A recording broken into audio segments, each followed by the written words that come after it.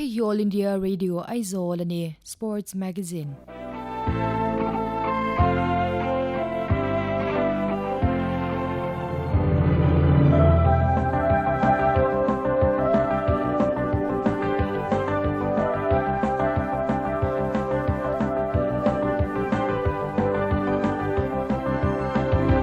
Sports Magazine ti hunat suan National Junior Single Rank number 11 Joseph VL Ring heta kulikon aizolami komna kan clear hodo nani All India Radio Sports Magazine clear to the chibe ule tuntuma hian Joseph VL Ring heta Jojoa badminton star komna hun kan handai theidona ama hi Mizoram under 19 le Mizoram under 17 single sa number 1 ni laini hey Jojo badminton ai tuya badminton ai khel mu de chon mu no mantia Inge badminton na intui chaudan na hi. Badminton ka tui chaudan te hi kanau pan lai class 1 kani kum kwa ve kani changkhan kani ko ta kan vochana chu ta changchuan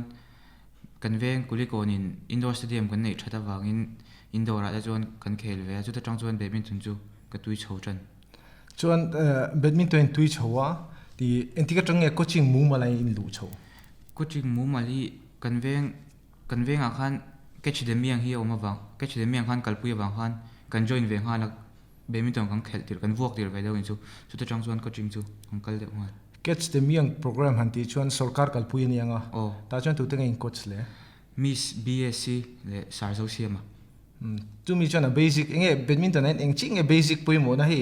ana song hian ten khel du toila va khel tok don khan a har saim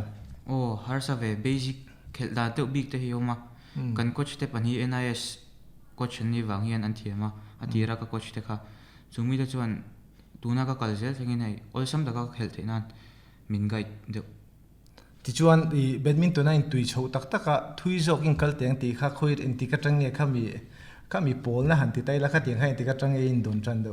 hetia chutia pol na ka don chu ka hre chuang lo ka khel hete ka khel chho tang tian school la ma te po sport na te ka khela chuan heta tang hian badminton chu aron ni ve chho chuan ta khoi school ateng in lua KG1 to class 8 ka English Congregation School aga kala chuan 9 le 10 high school hi Sinot Higher Secondary School aga kal Sinot te English Congregation ai kal lai te chuan in sports a han badminton match kha thin ti na me sports a hian badminton discipline big hian tel ve chin ta chuan enge I pakhat nai ni si ange I double sa ange tel thin badminton big ai chuan pakhat na ve chu kan hau ve thei char chu badminton big a chuan Sinot ai kal lai chuan gold khaila ta char ti na nia double sa tunge tran pui bi ka mo khami I no pan lai coaching kal pui te kha I school lu pui ten ni hlomem no pan lai jang ka khel pui te hi school hi kan lut khom dewa Sinot a khan class 9 kan ni khan inter school all Mizoram a khan kan champion a chuta chuan team angin ania individual a ka champion boka high school category a khan double sa chuan ka chen pa din ane kan chang duna chuan class 10 kan ni khan inter school kan khel le chuta chuan individual le team a kan champion le chuta chuan double sa ka partner chu ka chen pa F a thau chuan khami han da thatai la I school lampang a kha entinge hemi Mizoram Badminton Association huayang tournament hi entika changai khelran Badminton Association Mizoram ang bigi chu sanghi som pathuma khan Aizol Open under 13 kanin ka khel chu ta chuan khoi coaching ang yom chu ta chuan MBA advanced coaching chu ta kan coach chu muana mania chu pa noi ka umla chon tournament ka khel masaber muana mai soita ka chuan chanchin hi angai nom ka tia nge a khel hi ka hungun to boka a thiam ka tia mizo a chuan legend te poti thenga nge ama hen nge special chakna riu na bi ka mo special na lai riu bi ka nei na nia sarmona ma hi a game khela pi hen chaktumina khela ati mei lawa chuba ka mizo a chuan a thiam ber tiang pon soila soi lawa chuan ama khan zo siama in sei boka coach a chuan ani kha hemi a basic a chuan zo siama chu a thabere ti pol te poi ka hrengun ta chu atakani enge a basic a hian hemi basic han zirtira no pang han zirtira hian a thabi grenga mi basic khel zirtira tan chuan Miss BSc le sarzo siama chu Mizoram kan nei thatber te chun niam chu nge basic han ti khan khoi lai khang basic ti chuan ban vai dan tur ti te chuan stepping badminton bi kan stepping te omta chu tiang la khel ngai mi lo zir ti ra tan chuan a har ve lu tu ka chu tiang chu da chuan sarzo siam le miss bs chu an special ve tuna kan channel hemi thir tu te chu I khel ngai mi lo te khel to thin te khatiang te khan ni don ta chula ya chuan ni le badminton ka khel don ta badminton hang khel don khan enge ni equipment ki ma hi enzat man vel nge in han kho sak thin om je chu phei ko ka khan nan marking shoe do kher te khala ngai nga tro chuan enge bet ti ve aga rocket ta te khan enzat man vel nge phei khok ti hian nan marking shoe a hian kan bun bi khi klema class sang de kan buna sang riat man sang ko man borvel chuan racket a hi chuan sing khat sanga man borvel hi a thapol hei khelpui tak tak tlawang chu tiang ve chu ni chu enge racket in han thlan khan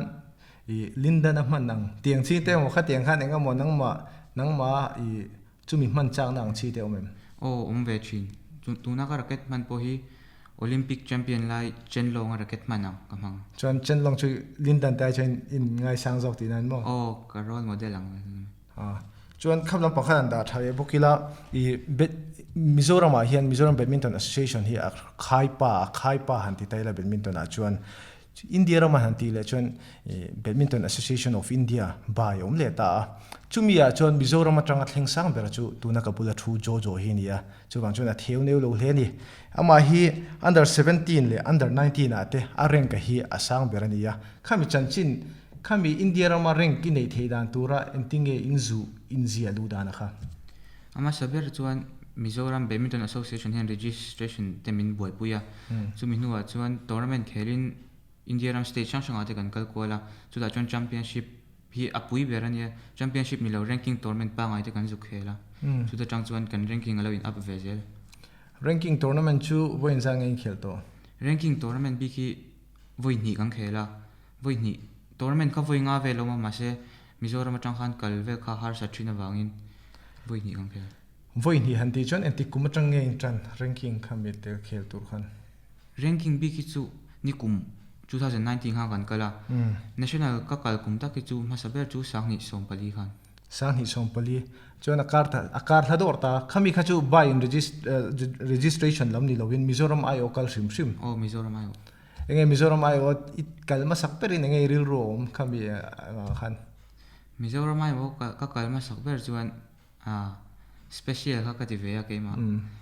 karin lo te khan ke ma hamin ron thlang bo kala no panga kumsom kanin Mizoram IO kal tur miron thlanga in category anga under 30 na chu ta chuan under 30 a kumsom hin kal to chuan ta chuan enge izutlen chu ta chuan kala no panga wanga second round che ka zukleng ei kan hrianga badminton a hi India rama chuan infim na sang an warta cricket a oma cricket a thaberini chong khovela po thaberini theyanga chutiang che chuan badminton a po a thaberini chuan I khovela thaber kha nai kor me ni a chan chu India rama a tha kopichana kutnu hote hei strikan kan ti te khateng ho zong kha chu a thaber kha ni me ya chuta chuan enge I har sabi kem in elpu kha har sa enge ma chona khan kan ma chon te hi khulam academy chuak Hyderabad le Bangalore Gopichan Academy le Prakash Padukone Academy chuak de hin ni an har sa veya chu mai ba ka foreign coaching kalten ni wanghian tumpu chun har sa vel tu chuan ta enge I thlen sanber ka thlen sanber chu nikum Guwahati akhan quarter final ka thlenga chu ranking tournament all India junior ranking tournament ania chuan nikum 2019 tho championship akhan mixed doubles tho quarter final singles ania chuan under 17 le under 19 ranking khain nei ta chumia chuan tournament a khan I category panhin zu khel ti na mi under 15 le 17 hi tournament khata an neya chuan under 19 hi tournament shan chuan tournament panhin zu khel ti na nangma bi ka chuan okay ma bi ka chuan tournament pani chuan to double sa te ranking an han nei boka tunge double sa partner le doubles a hian mixed doubles ka khel ma sakber hian ka thianu tholal rin lui ka partner a chuan anu le hian lalding pui ka thianu tho chuan ni le khami ranking a khan under 19 a khan eng tengi rank I rank kho national national ah chuan mixed doubles ah chuan number 9 ania chuan under singles ah chuan number 11 singles 11 chuan under 17 ah under 17 ah han kan khel lai kan number 9 le 11 tho number 9 le 11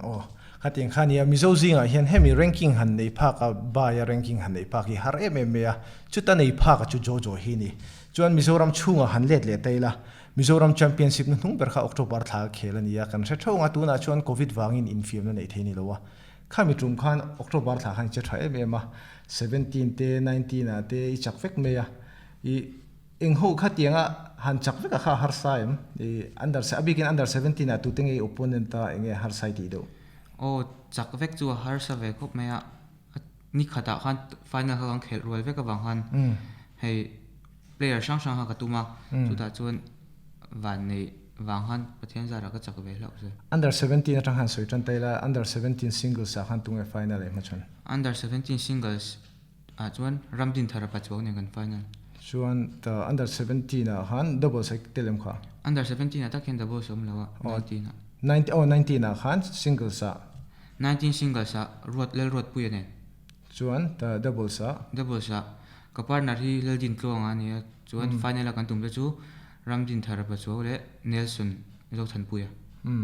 tikhan tinge ni khata han ti chuan tha khek te omje chu match kha chu om don ta anni ho kha I ma chon ho kha match din nei ve nge an nei ve chuang lo final chu ma chon a train ka chu final chu ma chon an nia ramdin thara neng han 17 le 19 the boss khan kha ron lut ko pa adang chu match ni khata match kha che nei de ve khan ni chu chuan final khati hau tak shot don ni mo mi sang ka tu ma wang nge thil dang chu omangai nel na po khamia I tournament khata khatianga gold han apa khatai tam han lak lai kha nangma career a I thlen san pol takani thengem okay ma career chuan khamini khan gold pathum ga la chu ka career ka gold kala lak tam ber tum ni khadanga chuan niam ti chuan badminton a hiam Mizoram badminton league om boka Mizoram badminton league a limen tan khela chu season khata khel to ni enge I Mizoram badminton league ka khel hi enge adang lambi kem a pressure kha sang bi kem Mizoram badminton league hi pressure sanga n2 ten tam wangle a tournament hi a pui ve ba hi Mizoram kan ngai lu ni wangin khel te po no ma pressure po sang to ni le nge I ma chona match thumi khel to tro kami match thum I khela khan nge nangma masona mo han khela khan nge in tondo masona chu tam ve lu tu interstate player vai player hawi kan an cha choka chu kan tumpui chang te le kan team an kan practice pui chang te hian improvement du tam ve interstate player in soita interstate player khata in ma chon te kha by ranking a in ma chon te ne khai nang khatem in ang khat ani de chu I khata khan atha ber khan ron cha chho siang atro ni le nge MBL tuna covid ta hemi tan hian ti MBL mo badminton tan sim po entinge hemi covid la hian itaksa in maintain dan fitness maintain hi ain khel thei lo wang hian zinga te ka workout ta tla te ka workout da hei mani na pona chwa thei lo wang hian kan ina te ka workout do chuan ni le I kumin bi ka han soi le taila prakash padukon khamia academy khan ti enge khamia zu chim tur tlem te khan thlanga ta khain tel ve ta chumi chu I in zu chim chan chin te khamin san soi jaw sak them prakash padukon badminton academy chim tur zinga khan som thlan chwa zinga ka tel ve a chu ta chuan India top players a ranking a sang ve de hlak te ho ka chu ta chung kan trial tia kan zu practice ho ni a anuam ve a khulam zu kompo practice po tafa training po ni khada session li te kan training a chuan practice partner te pon tha jojo kanron la be chun zom dona amaro chu tuna hian apa pu jonal road lena kan hang kom ve le sok don ni kabulami hi jojo pa pu jon road lena ni a pu jon jojon heten mason na Mizoram ang po hlotlin na thatak me an changani a khami phena khan nu le pa te noma nu le pa te nine tuipi lo chon tu ni thleng thei ni lowa hei Mizoram chu kan sianga football tuina mun te po han ti taila en tianga badminton a han kal ta de nge ni niamak ka te khom mai i soi ta khan mi zo mi pano pang tam zo sa football kan khel ve ka ki po kan open lai khel ve te kan ni ve a phakang to ka ti chuan an lo pian hian hei ball lem te kan li ve a amun na chu kan kha ya ta chuan a hun la ya khovel football an lar zong zong ming do thoi ka ziak ka cham ball chu ka en tir thin ni ma se hun local zela i Cochrane program in Assam Kumilala district akwanin ki kulikon pastor bial in crusade namdang akan zungnia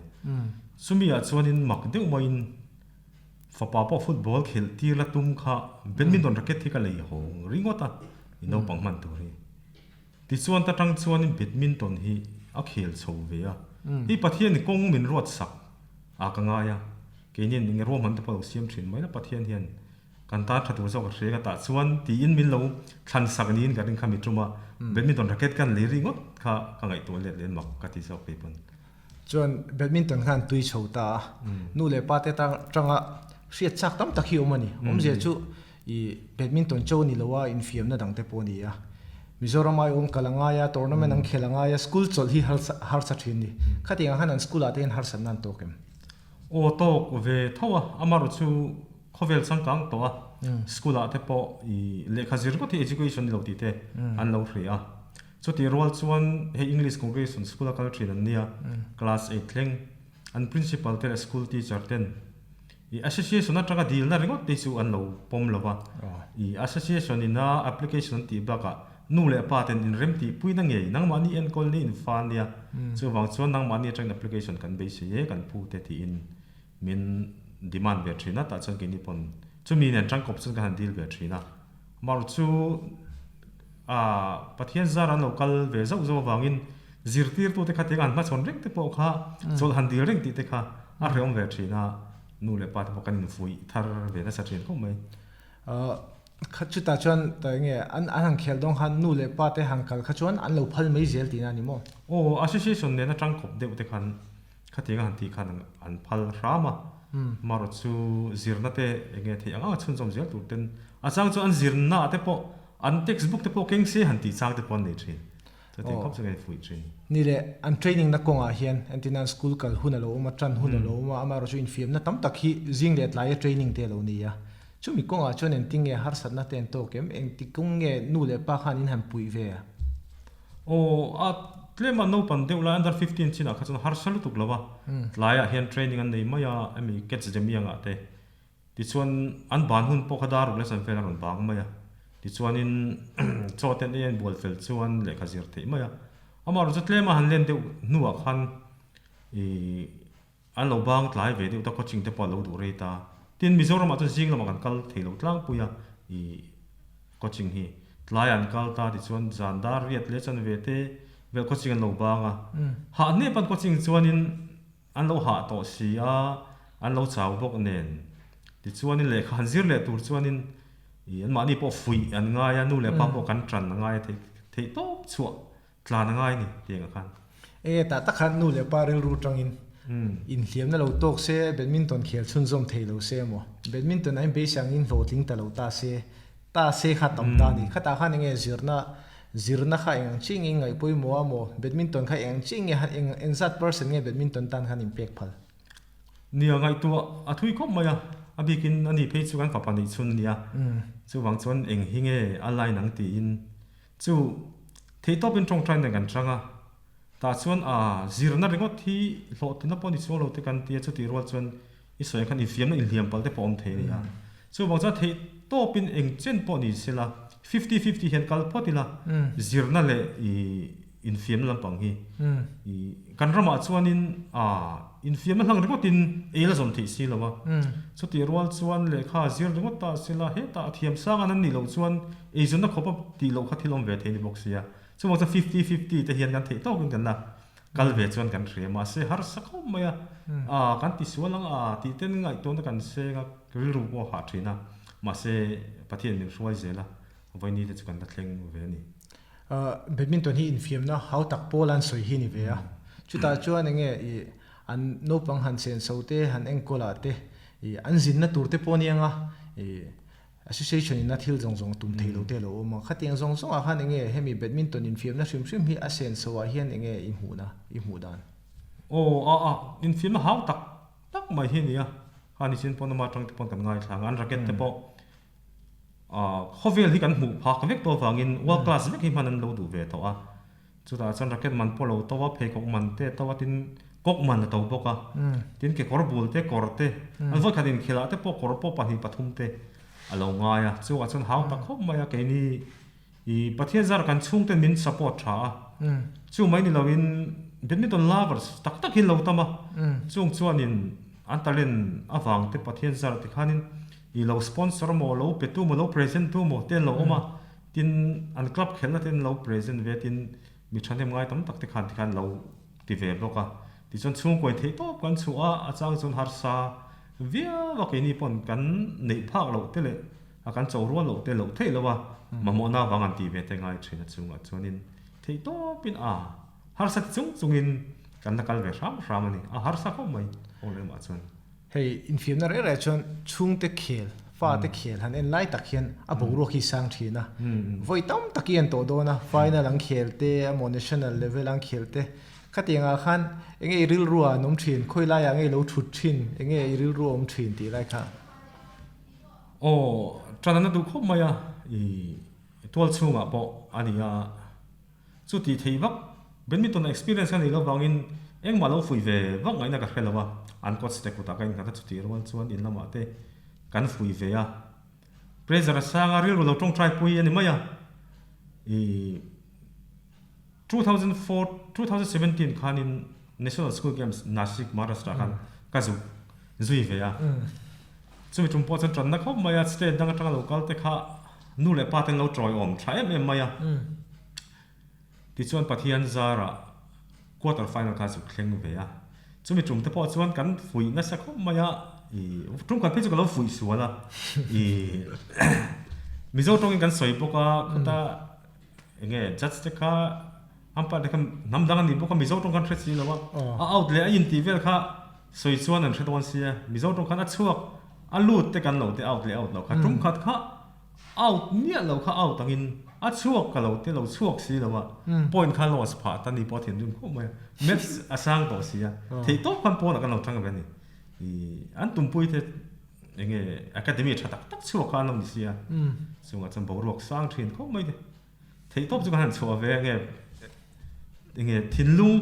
chol lawin I thisen he kan ni no kan de kan sei tai na chaw me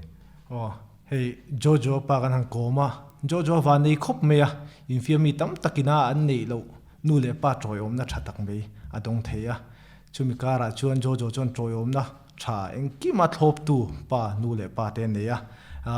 nang ma bi ka top nan enge in fiam mi nu le pa tam takan omanga I amo in fiam na nu le pa la ni tur tam tak te pon omanga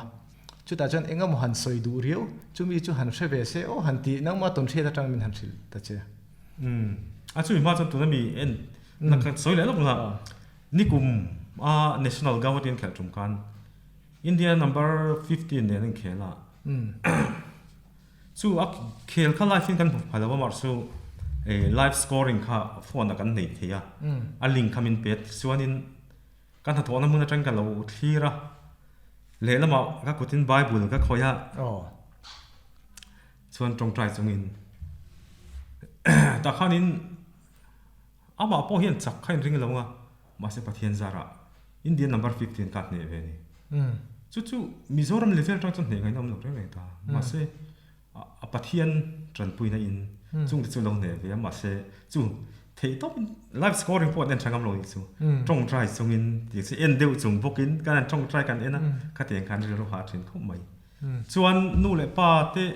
a hanin fui ngai na pom din mun tin ang lawa kan fa te an tuina zo ani hi chon thei to a lo tui pui an ngaya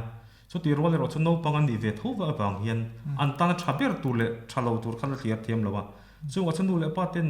a khoi hinge thra ang khoi nge thlong ti thei top lo chu pui ve a tin an rol u zok te ne na no kai khoi tu ni tlang puya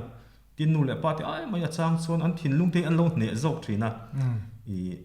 nei no pangan to veka ai u te soile tle ma kan lo ngai san de thu soi pe chu kan lo oya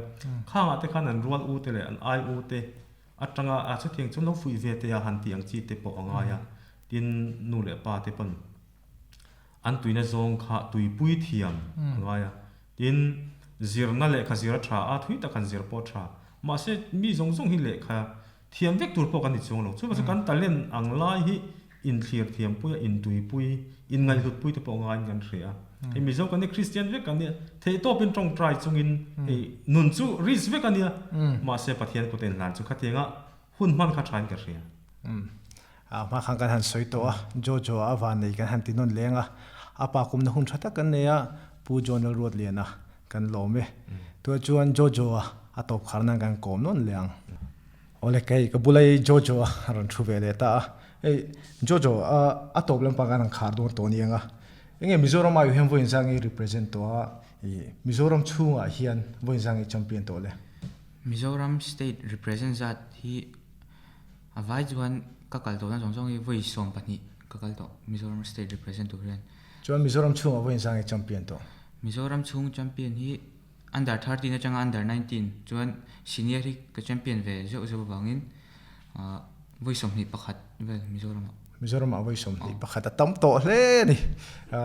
mi pakhatina champion ta na kumsa ta tanga han thlir bok chon champion tam to hle me a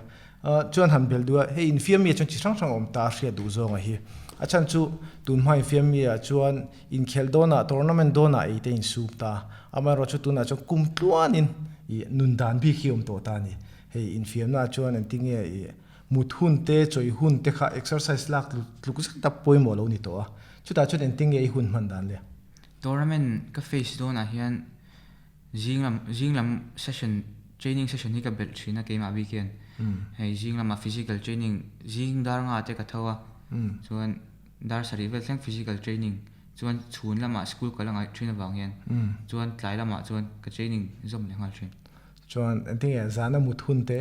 zana mut hun hi chu som pakhat vela dar som pakhat lekha tlem zirle thina ngai wang hian dar som pakhat vela hen ka mu thin mobile phone in ti boy chem ti boy em lo ti boy lo mo ni le nge hey Instagram te Facebook te mo khami sim a han nge boy na te nem an nei lem lo ka khoi tam fak lo khoi tam lo mo ni le chita chuan han bel le ram tai la hey match preparation bi ka lom le ta khami match day a khan antina nak tu ka match lo nei ta zana tanga atu ki match don thlenga in buat seidan entinge enti khuna nge i racket kha be kai da khateng khan in buat seidan big te nem ka match preparation hi tournament gang khel don te hian azan atu ka hang khel don tai la azana hian ka tournament ka opponent tu te kha an game te ka ngai to ka study a an weak point te ka ngai to chu te chang chuan ka game te ka plan a ka khel dan tu te chuan ke ma big chu mental chuan chu tiang do chuan kain pe ve dan do chuan physical chu ka kal do na ka ti fel rin angkiu hatian fela chuan ni le ba thlen khan nge i khami ko ta ba thlena ho la ba thlena khami study ma ba thlen khan entinge a boru ka khan entinge khami boru pressure kha in ti dai thin pressure hi chu dia han ti dai the em po ni chuang lawa mani hian concentrate hian man mo lo hian ka khela chu ting chuan ole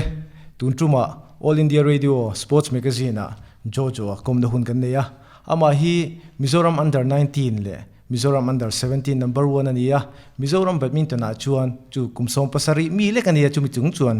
under 19 number 1 ni the ania kumno panga chuan a thaberti la kan soi solom lo we jojo kom na hun kan ne ya kan lom takzet ani